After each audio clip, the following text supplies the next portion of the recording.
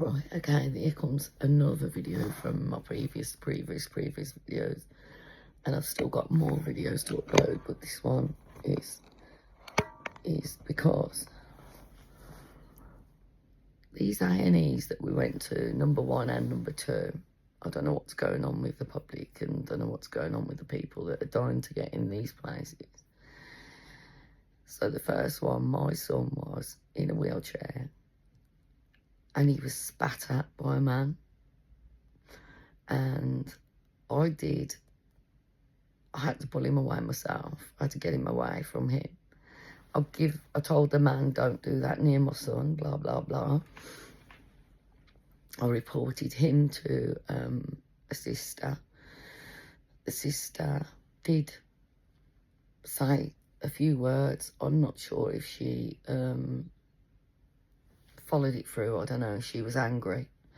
So we go from that hospital with many, many, many issues to the second hospital, where I thought it couldn't get any worse in these A&Es. And the second hospital,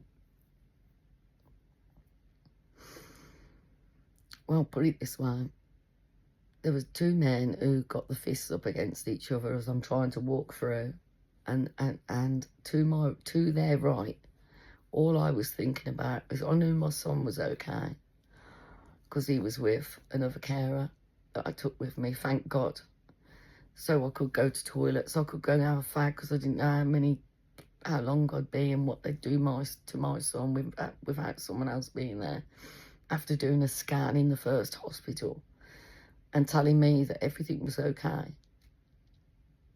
And then this man, this old man who is in his 80s, that after that fight, I went and got the nurses and I told the nurses to go and sort that man out. He'd been there, sitting there for 10 hours. What are you doing? This is just unacceptable for him to be sitting in that waiting room on his own.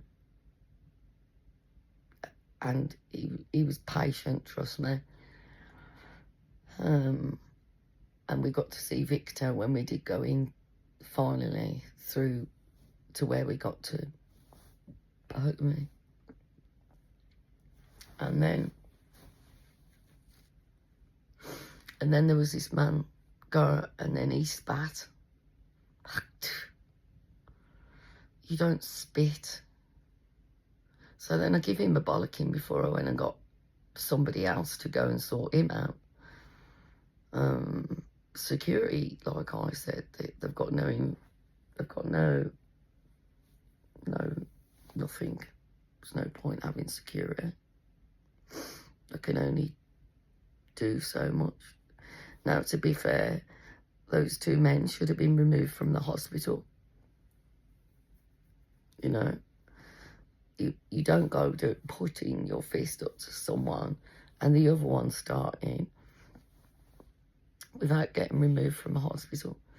And then a lady was swinging a bag round, and I mean, she hit somebody with this bag, and obviously she's clearly, like I said, she's homeless, but also she was heavily medicated. Didn't know what she was doing. No security to help anyone. To then, this is a short video, to then, God, for me standing up and telling this man to stop throwing his blood around.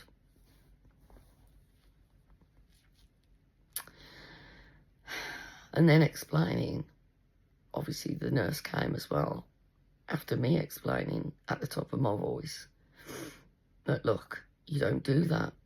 Do you know what your blood could cross-contaminate somebody else, blah, blah, blah, blah. And then the nurse did start, and then we had to go into, we're not discriminating you stuff, you know. Shouldn't have to do that in a hospital. These people shouldn't be doing what they're doing to our, you know, in the hospitals. It's absolutely crazy. And my son's still got to go back. He ain't even no better.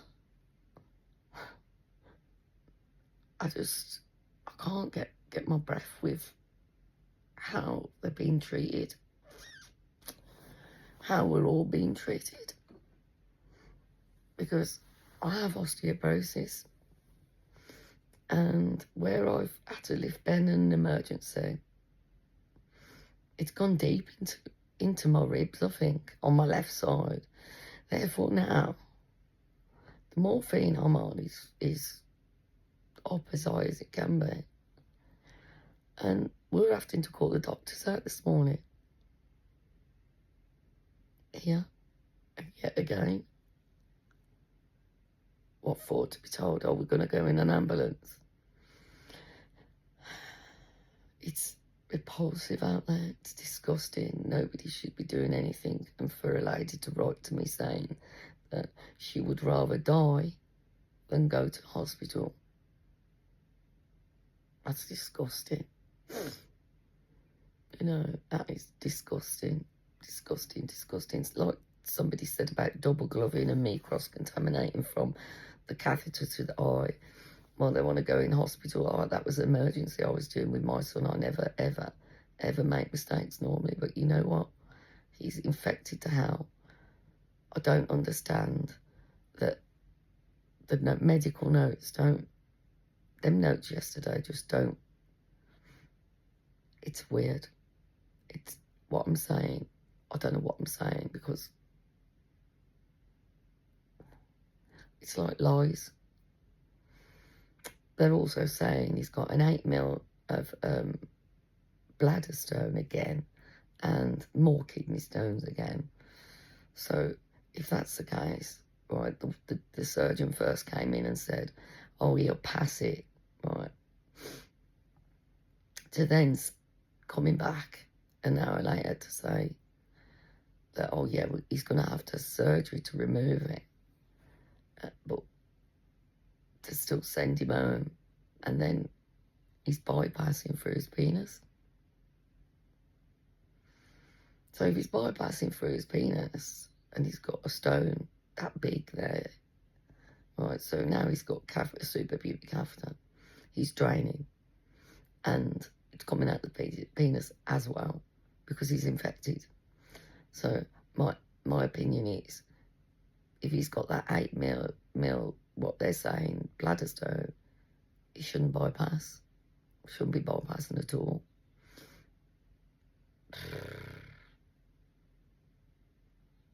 My gosh, if I had a camera now and all the medical equipment that I needed, I'd do it myself.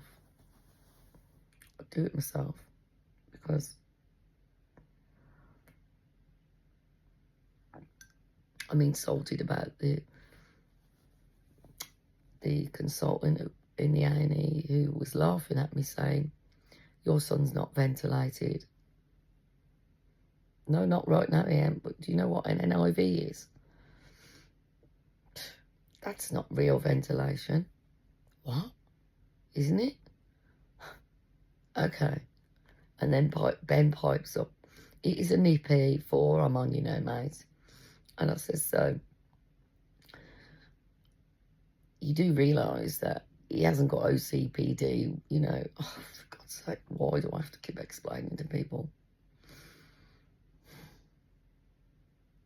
I just don't understand this. I just don't understand it because I've woke up to no heating.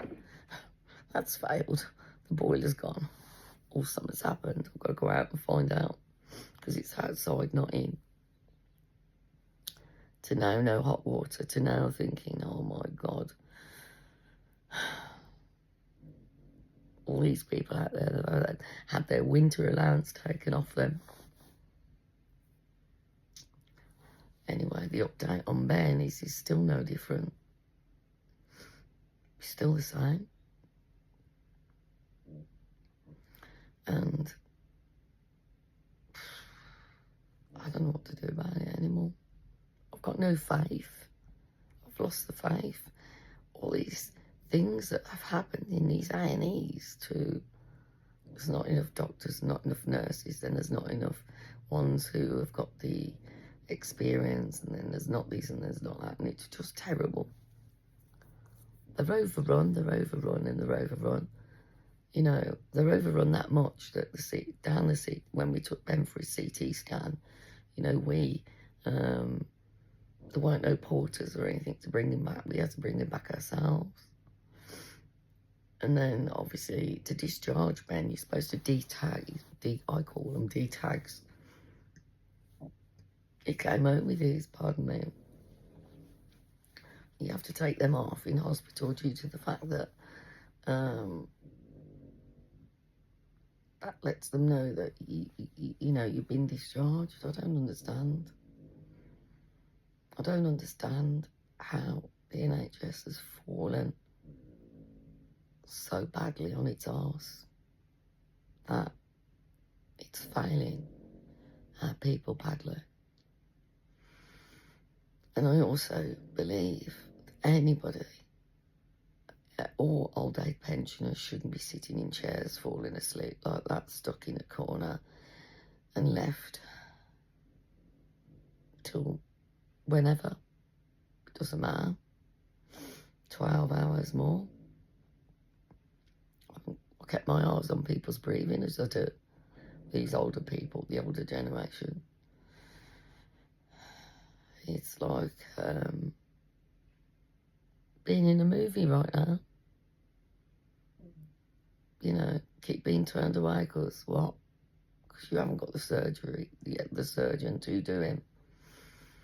Or someone as competent as they've got to be, because they've got to take into consideration all Ben's medical complex needs, not just the spinal injury, not just one thing, you know, the bladder or the bowel or whatever. He's got a number of issues, you know. He was born unique anyway, and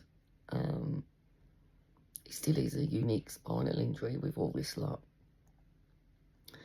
With his other underlying health issues, you know, and it's like, I'll tell you what, it's like they've sent him home to die. I've got to go.